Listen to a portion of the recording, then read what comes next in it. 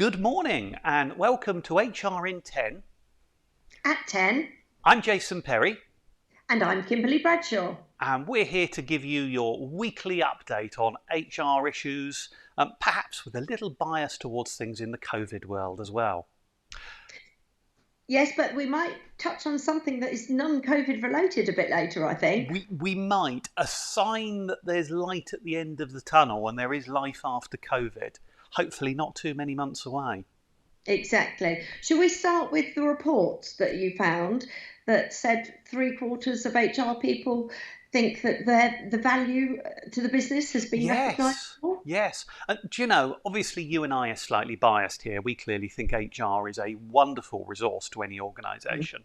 But it does seem to be changing in this crisis. My favourite quote was one I think I shared with you in January, where an HR director of a FTSE 100 company said, after this crisis, no one better call us pink and fluffy again. And I think what's happened, HR has stepped up and people have noticed the difference it makes, the contribution it makes. And I think that's been quite striking, hasn't it?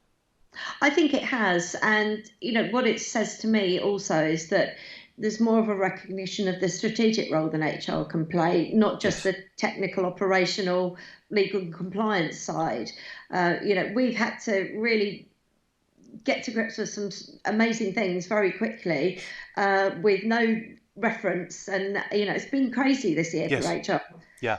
And do you know, even for our small role, what we've done on Wednesdays with our COVID conference call with employers, and you look at the level to which people value that, you really see the take up in HR from people who previously didn't quite buy it. So yeah, big change there, I think, and hopefully that will continue as we come out of the crisis.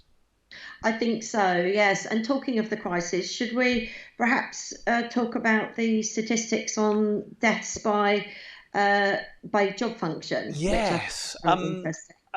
In some ways it's depressing, but it's rather interesting to see the kind of makeup.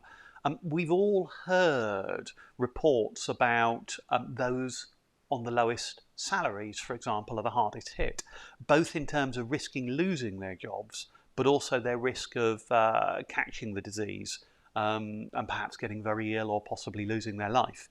It seems to have an effect on what occupation you're in. We can all figure out that those working in healthcare might be at the top of the tree, but there's some interesting or surprising things in there, weren't there? There were, yes. I mean, the one that struck me was the fourth highest risk area for women as regards getting COVID was in government admin staff. Oh, yes. Which, given that they're setting the standards on what we should all be doing, it is rather worrying. Yes. Well, I think I shared with you a couple of months ago, we actually had somebody come to us for advice who was in an audio secretarial role for the NHS and was on the vulnerable list. And her line manager was demanding that she come into work in a hospital setting to do her work.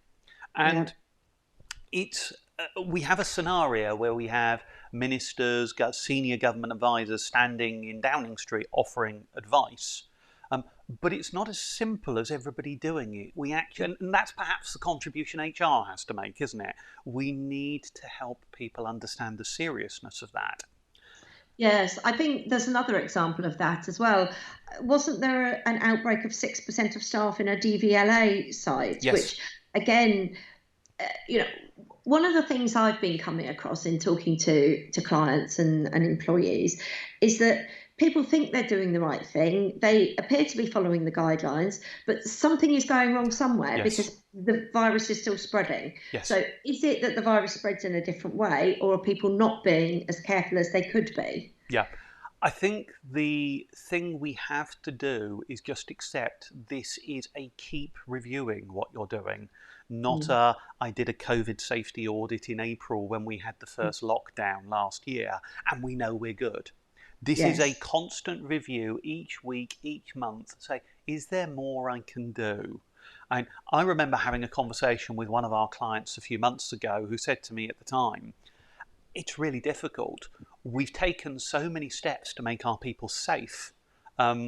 Yet when they go out on a cigarette break, they all go and huddle together under the shelter, and mm, everything's lost in one go. And mm, it's often looking wider than the what's yeah. straight in front of you.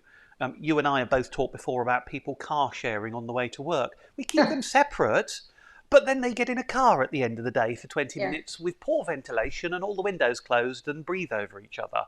exactly. Those, it's constant, and we need to keep looking at it. Yes, another one I came across was a client was talking to me, and they decided to, this was before this latest lockdown, they had decided to reduce the times that their cleaner came in. Mm. Now, that was a cleaner that was doing a COVID orientated Yes, cleaning regime, because they wanted to reduce the number of people going into the office. But, that's kind of counterproductive, because if you're not getting the deep clean, people, as they go to the supermarket or yes. do whatever limited things we can do, they might be picking it up and bringing it in with them. So it's a really difficult time. But again, another time when HR can really Yes. leap to the fore. It's the constant risk assessment, isn't it? And I think that's the biggest single thing people can do. Mm, Don't assume we're safe. yeah. December, particularly for those of us here on the south coast, was a bit of a wake-up call, and I think a Mm, number of us looked harder and more seriously at what we were doing and said, is mm, there more we can do?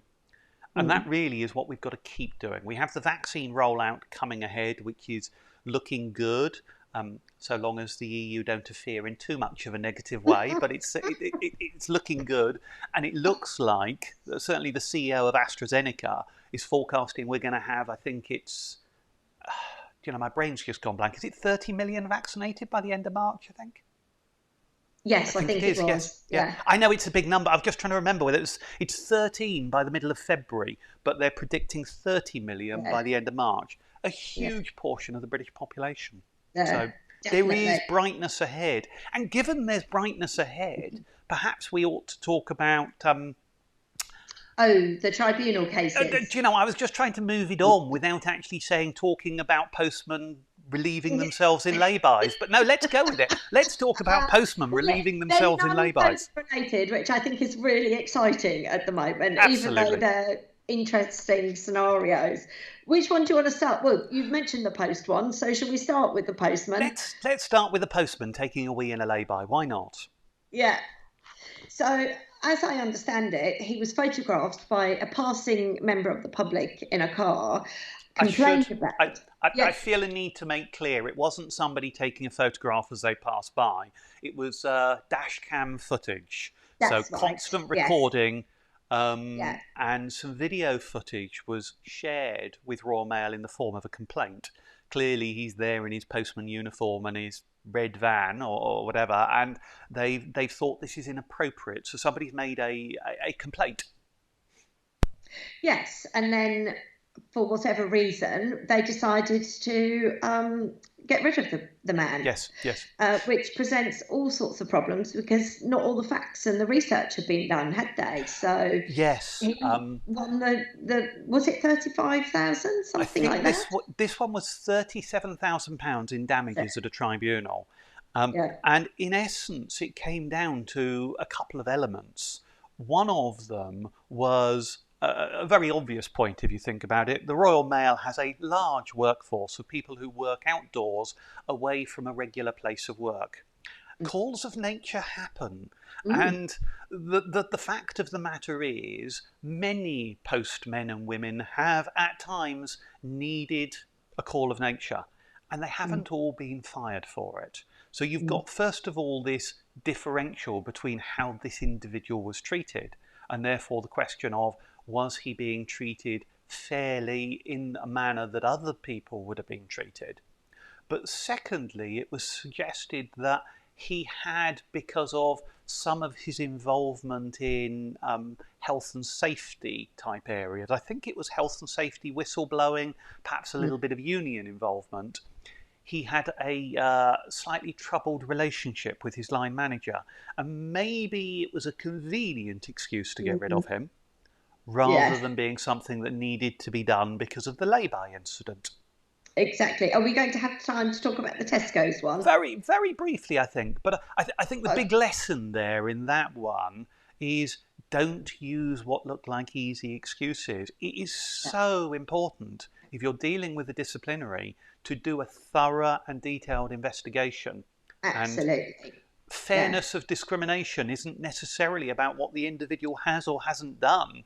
It's Yes. about whether you've followed due process and you've conducted a Yeah. thorough investigation and complied with the law and your company's own procedures in doing it. Exactly.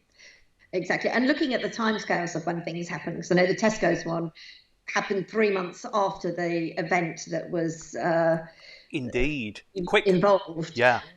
So that's probably one that a lot of us in the HR world would say, oh, that's not a good idea. Absolutely. And by way of a quick recap for those that don't yet know about it, the Tesco case, one of their stores, I think it was in East London, which was subject to a lot of thefts.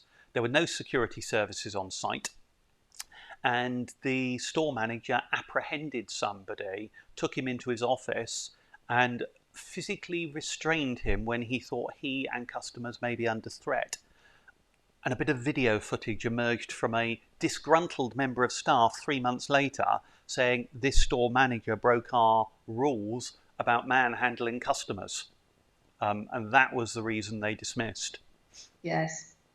But, again, they didn't look at the context, do the research, and do a thorough investigation. And Absolutely. that individual won damages of Yes. that was 40,000, wasn't That was it? 40,000 again, yeah. So 37,000 and 40,000 for getting your process wrong. It's very, very expensive. Exactly. And the reality is, if you're not used to this process, talk to your HR people. If you don't have an HR person, ring somebody like us, but get some advice and get some support before you go down this process. Because if you look at it as being a gift horse and an easy win to remove somebody you think has previously been trouble, it can backfire on you in a big way. So take great care. That's not the way to do disciplinaries. No. Or to create negative publicity for your organisation. Absolutely. So I think we've gone over our 10-minute slot, Kimberly. We're clearly far too excited by disciplinaries. But so thanks everybody for watching. If you find these useful, do click on the follow button on the YouTube channel and you'll get notified when we're going live each week. And we will look forward to seeing you again next week. Indeed. Goodbye. See you soon. Thanks.